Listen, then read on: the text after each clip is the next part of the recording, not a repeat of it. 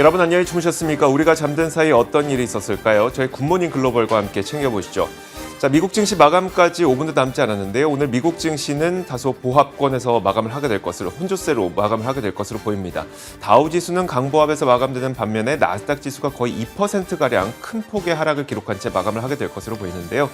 어제까지만 하더라도 연준이 기준금리와 아니면 테이퍼링 이런 것들에 대한 결정을 내리면서 불확실성이 해소되는 차원에서 시장이 올랐습니다만 오늘은 오히려 그 시장의 상승폭을 반납하는 그런 형태가 나타나고 있습니다.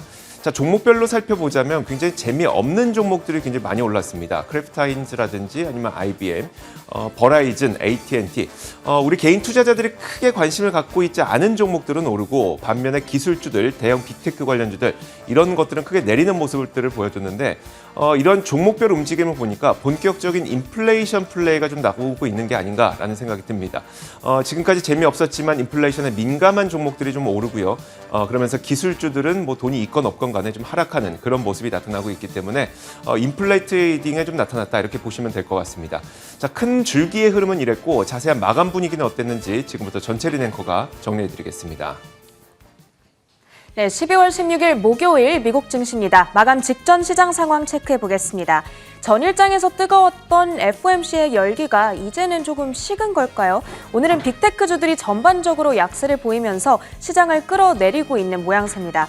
특히나 기술주 중심의 나스닥 지수 현재 2.25%대까지 낙폭을 키우고 있는 모습이고요. 상대적으로 다우지수는 강보합 수준에서 잔잔한 움직임을 나타내고 있습니다. 아무래도 전일 FOMC 이슈를 소화하고 불확실성은 확실히 제거가 됐지만 그동안 시장에 누적돼 왔던 매도 심리가 드러났다라는 평가들이 월가에서는 전해지고 있습니다. 오늘 전해진 여타 소식들로는 영국의 중앙은행이 기준금리 인상을 결정했다라는 소식이 있었습니다. 기존의 0.1%에서 이제는 0.15%포인트 인상시켜서 0.25%로 결정을 한 건데요.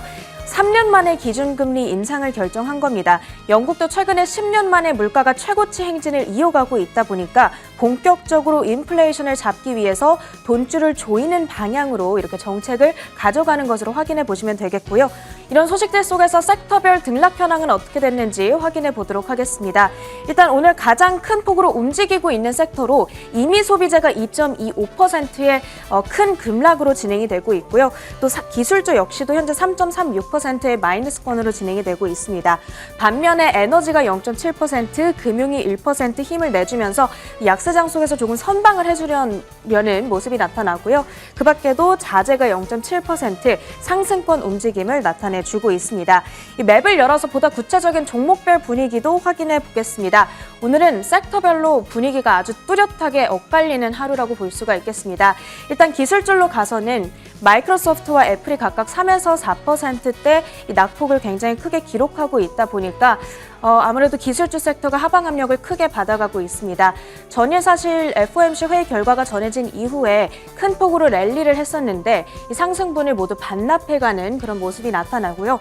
반도체 섹터로도 전반적으로 급락세입니다. 엔비디아의 주가가 7%, 퀄컴이 6%, AMD가 5%의 급락으로 진행이 되고 있습니다. 그리고 소프트웨어 어플리케이션 테마 내에서도 세일즈포스나 인투이트 등의 종목들이 현재 약세 흐름을 나타내고 있습니다. 커뮤니케이션으로 옮겨와서는 구글과 페이스북이 1.7%와 2%대 큰 폭으로 빠지고 있는데 반면에 통신사들이 큰 폭으로 급등을 하면서 섹터 방어에 나서고 있습니다.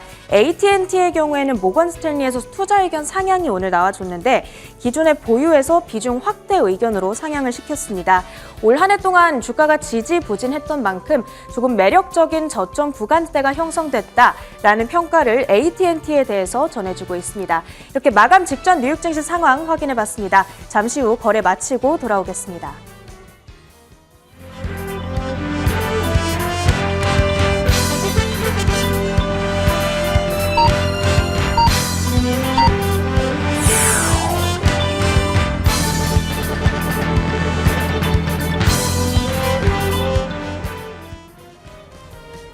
네, 거래 마치고 돌아왔습니다. 계속해서 오늘 장에 있었던 특징주들 확인해 보도록 하겠습니다. 일단 은행 섹터 내에서 뱅크 오브 아메리카를 먼저 보려고 하는데요. 사실 오늘 은행주들 전반적으로 강한 하루를 보냈습니다. 그 중에서도 뱅크 오브 아메리카 같은 경우에는 JP모건에서 2022년도 탑픽주로 선정을 한 바가 있었죠. 계속해서 투심을 받쳐주고 있는 것으로 보입니다. 오늘 장에서도 2% 이상의 급등으로 진행이 되고요. 그 밖에도 JP모건과 골드만삭스 등과 같은 은행주들 일제히 상승권 움직임 나타내 줍니다. 그 다음으로는 로빈후드 확인해 보겠습니다. 뱅크 오브 아메리카에서 언더퍼폼 커버리지를 개시했습니다. 매도 투자 의견을 준 거라고 보시면 되겠는데요. 최근 고객 숫자가 감소하고 있기 때문에 앞으로의 성장성 그리고 트레이딩 규모 등이 타격을 입을 수 있겠다 이런 예상을 내비치고 있습니다. 로빈후드의 주가는 이 소식이 전해지면서 오늘 7%의 급락으로 진행이 되고요. 그 다음으로는 레나 확인해 보겠습니다. 월가 예상치를 하회하는 분기 실적을 공개했습니다. EPS는 3.91달러로 발표되면서 팩트셋의 컨센서스였던 4.15달러를 하회했고요. 매출 역시도 실망스럽게 발표가 됐습니다. 사측에서는 목재 가격 상승 그리고 임금 상승을 원인으로 제시했습니다. 이 소식이 전해짐에 따라서 레나의 주가는 오늘장 3.7% 하락한 채 거래를 마치는 모습 확인이 되고요. 그 다음으로는 헬스케어 섹터 내에서 노바티스 확인해 보겠습니다. 최대 150억 달러 규모의 자사주 매입 프로그램을 런칭한다. 이런 뉴스가 전해지고 있습니다.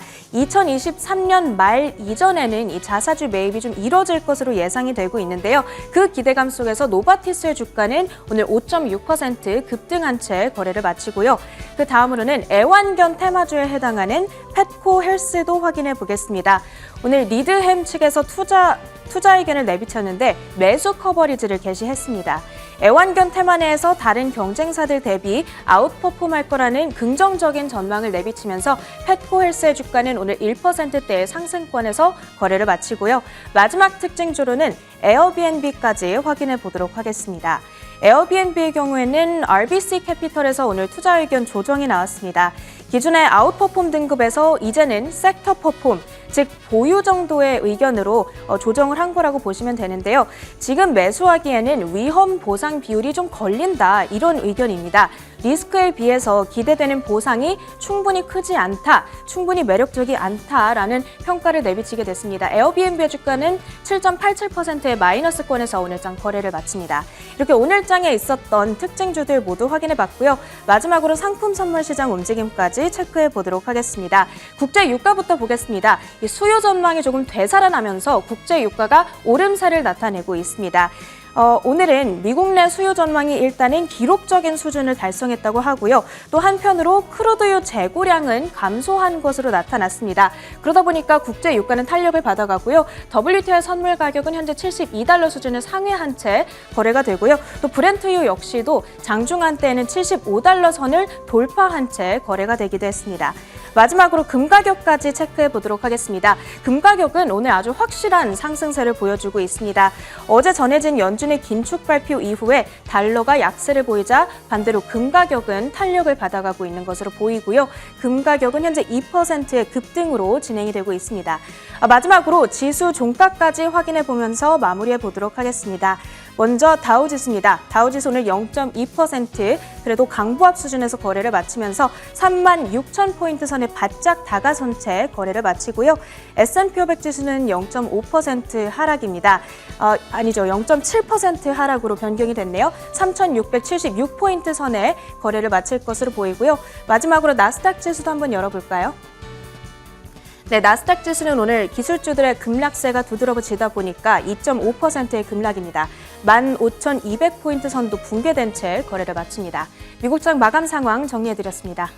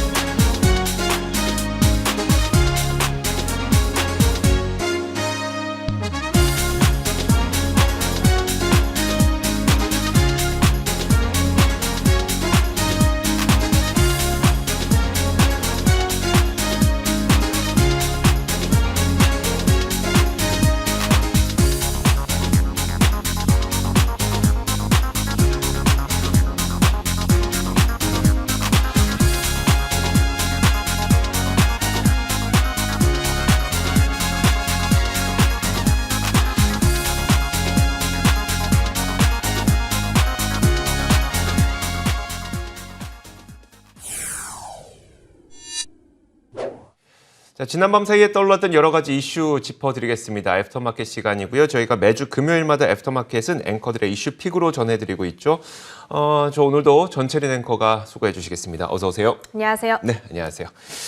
자, 첫 번째 키워드부터 열어보겠습니다. 첫 번째 키워드는 바로 이겁니다. 금리 상승에는 금융주. 자, 금리 상승하면 딱 우리에게 직관적으로 다가오는 투자처가 바로 금융주죠. 네. 자, 이 금융주는 이제 FOMC를 통해서 금리 상승이 빨라질 게 더욱 확실해졌기 때문에 그 직접적인 수혜를 받는 금융주에는 반드시 관심을 가져봐야 될 것 같습니다. 자, 그렇다면 미국의 은행들이 금리가 올라갈 때마다 얼마나 수익이 높아지는지를 눈으로 보여준 기사가 있어서 제가 소개를 해드리도록 할 텐데요. 자, 미국의 투자은행들은 수익 모델이 일반 우리나라의 상업은행과는 이 수익 모델이 크게 다르긴 합니다만 어쨌든 은행은 기본적으로 예대 마진을 수익 모델로 할 수 있습니다. 자, 그래서 월스트리트 저널에서는 금리 상승으로 대출 금리는 빠르게 오를 수 있겠지만 예금 금리가 오를 것이란 기대는 크게 하지 않는 게 좋을 것이다. 이런 보도를 내놨는데요. 이거는 뭐 미국이나 우리나라나 마찬가지인 것 같습니다.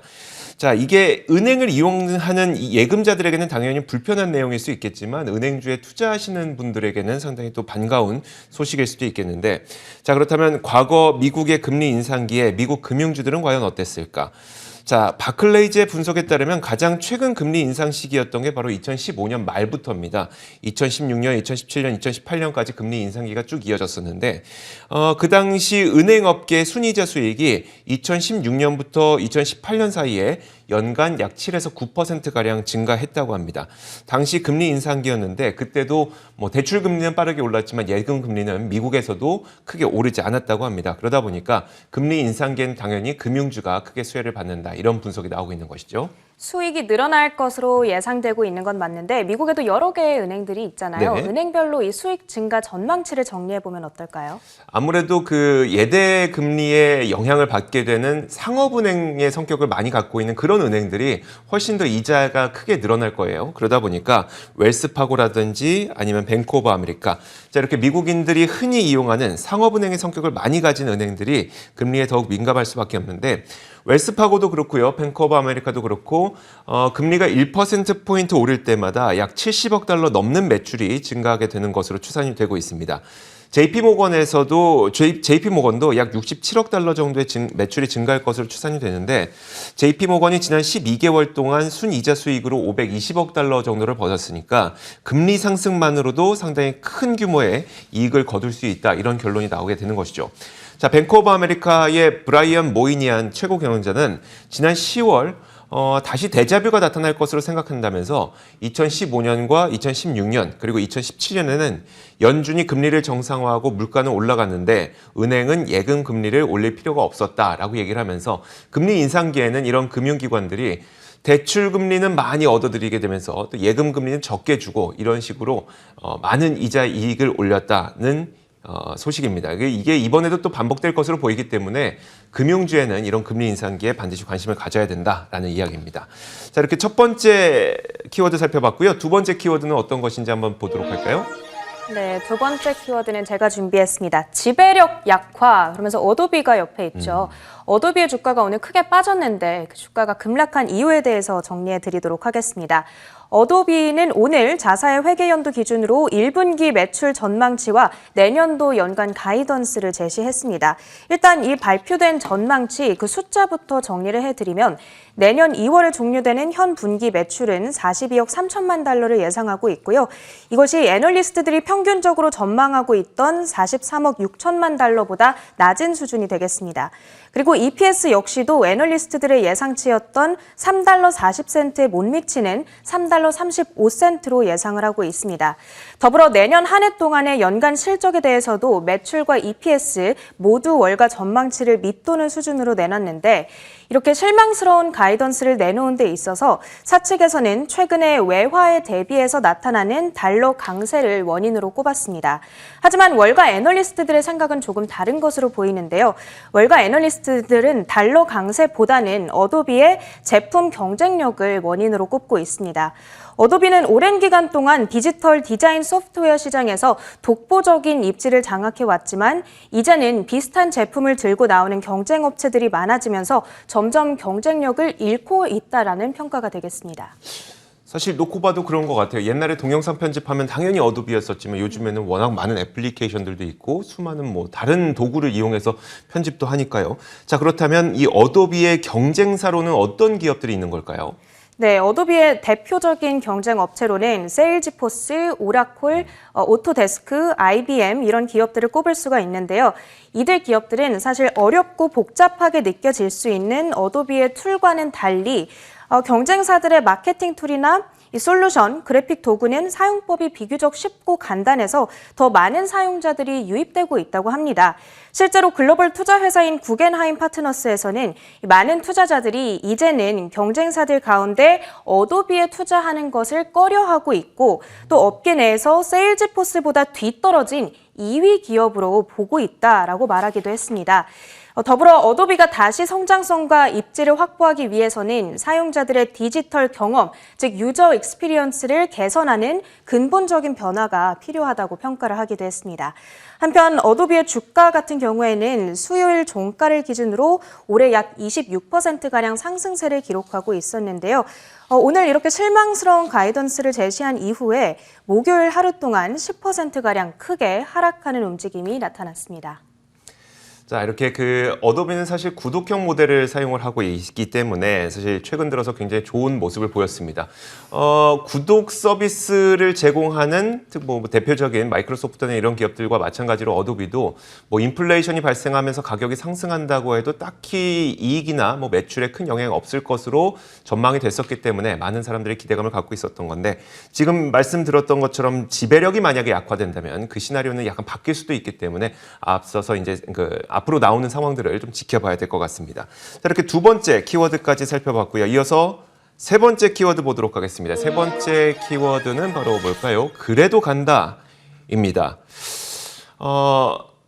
전철인 앵커는 이번 남은 연말 동안 시장 좀 더 갈 것 같아요? 어떨 것 같아요?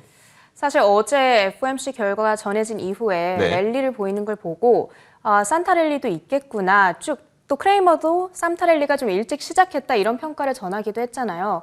그래서 좀 희망이 있었는데 오늘 장을 보니까 또 알 수가 없네요. 그러니까요. 이게 뭐 하루하루 변동폭이 워낙 크다 보니까 진짜 한 치 앞을 알 수 없는 상황이긴 한데 그동안 이제 계속 강세장을 주장해 왔었던 이 펀드 스트레스 톰 리는 계속해서 이런 변동성이 있음에도 불구하고 그리고 FOMC 회의 결과가 있음에도 불구하고 계속 자기의 주장을 고수하고 있습니다. 미국 시장이 연말까지 계속 갈 거다라는 주장을 펼친 건데요. 미국의 다시 한번 미국 증시가 상승하면서 올해를 마감할 것이라는 그 전망을 내놨습니다. S&P 500 기준으로 봤을 때 4,800을 올해 연말 목표치로 다시 한번 유지를 했고요. 자신이 선호하는 세 가지 섹터를 말했는데 여기에는 금융과 산업재, 빵주 이런 것들이 포함이 됐습니다. 톰 리는 사실 올해 내내 에너지주 그리고 빵주 이런 것들을 줄곧 외치던 인물이었기 때문에 연준의 긴축 가속화에도 자신의 의견은 변화가 없었다 이렇게 보면 될 것 같습니다. 톰 리는 이 긴축을 가속화하는 것을 정책 실수로 생각하지 않는다면서 다른 시장 참가자들도 정책 실수로 생각하지 않는다고 전했는데요. 이 얘기가 무슨 의미냐면 사실 어떤 연준의 정책 결정이 있은 다음에 시장이 크게 하락할 때는 보통 연준이 정책에 실수가 있었을 때 크게 하락하게 됩니다. 만약에 그런 실수가 아니라면 정책 결정이 있은 이후에도 지속적인 상승은 좀 좋은 모습을 보이기도 했었기 때문에 이번 결정은 실수로 생각하지 않는다. 이 말은 연준이 제대로 된 결정한 거다. 그리고 신뢰를 갖고 있기 때문에 시장은 굳건하게 잘 버틸 수 있을 것이다. 이런 의견을 내비친 거고요. 자, 특히 시장은 연준이 인플레이션을 잘 잡아주길 기대하고 있었는데 연준은 이번에 정책 결정을 한 것이 인플레를 잡아주겠다고 아주 분명한 행보를 보인 거죠. 그렇다면 인플레이션 상황은 기업들에게 더 나빠지지 않을 것이기 때문에 오히려 좋게 봐야 된다. 이렇게 분석을 내린 겁니다. 그렇다면 톰 리는 연말까지는 좀 강세장을 아직까지 보고 있다고 정리해 볼 수 있겠는데 투자처로는 어느 곳을 유망하게 보고 있을까요? 아무래도 지금 인플레이션이 발생하는 곳이 가장 좋은 투자처가 될 것이다. 그러니까 인플레이션에 가장 민감하게 반응하는 기업들이 가장 좋은 투자처가 될 것이다. 이렇게 얘기를 했습니다. 가장 첫 번째로 에너지주를 꼽았는데 지금은 공급난 문제로 인해서 가격이 급등하고 있지만 이건 가짜 가격 상승이라면서 결국은 구조적으로 수요가 회복되고 또 구조적으로 비즈니스 여행 수요도 함께 회복될 것이기 때문에 에너지주는 여전히 긍정적이다 이렇게 얘기를 했습니다. 또 그가 구체적으로 언급하지는 않았지만 금융이라든지 산업재 그리고 빵 주식 이런 기업들을 여전히 선호한다라고 얘기를 했는데 앞서 말씀드렸던 것처럼 톰리는 이런 섹터들을 1년 내내, 그러니까 올해 내내 계속 좋다고 얘기를 했었고요. 뭐 어떤 변화가 있다고 하더라도, 정책 변화가 있다고 하더라도 자신의 의견을 계속 고수하는 것으로 보시면 될 것 같습니다. 중장기적인 관점을 가진 투자자들에게는 기술주들도 괜찮다고 얘기를 했었는데요. 지금 최근에는 인플레이션과 뭐 금리 상승 이런 것들 때문에 기술주가 동반 급락하고 있는, 뭐 특히 이제 적자 기업들, 이게 동반 급락하고 있는 현상이 나타나고 있죠. 자, 하지만 그럼에도 불구하고 중장기적 관점을 가진 투자자들에게는 많은 혁신이 오고 있기 때문에 고성장, 고가치주에 대해서도 여전히 좋은 기회를 찾을 수 있다고 언급을 했습니다. 아크인베스트의 캐시우드를 언급하면서 3년에서 5년가량 장기적으로 볼 가능성이 있는 투자자라면 이런 기술주들이 급격하게 성장할 수 있다는 데 캐시우드와 의견을 함께한다라고 얘기를 했기 때문에 어쨌든 지금 현재 특성상을 봤을 때는요, 금리 올라가고 있고 인플레이션 나타나고 있고 그래서 금융주, 에너지주, 산업재 이쪽을 분명히 좋게 보는 건 사실이지만 지금 당장이 아니라 3에서 5년가량 굉장히 긴 시각을 갖고 있는 투자자라면 지금 고평가되어 있는 기업들, 성장을 도모하고 있는 기업들도 도전해 볼 만하다 이렇게 보시면 될 것 같습니다. 자, 이렇게 톱니의 의견까지 봤고요. 지금까지 저희가 애프터마켓을 통해서 지난 밤 사이에 어떤 일들이 있었는지 자세하게 살펴봤습니다. 전철인 앵커 수고하셨습니다. 고맙습니다.